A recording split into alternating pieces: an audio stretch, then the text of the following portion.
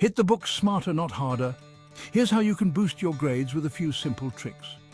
First up, active recall and spaced repetition. Sound fancy? It just means testing yourself and spreading out study sessions. Try using Anki or Quizlet to nail this technique.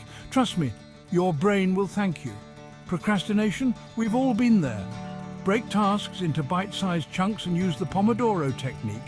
25 minutes of focused study, then a 5-minute break. Boom!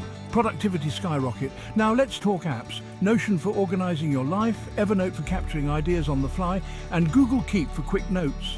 These bad boys will keep you on top of everything. And for note-taking, go old school with mind mapping or the Cornell method, or add some flair with color coding. Your notes will go from drab to fab. So there you have it. Study smarter, not harder, and watch those grades soar. Like, comment, and subscribe for more tips.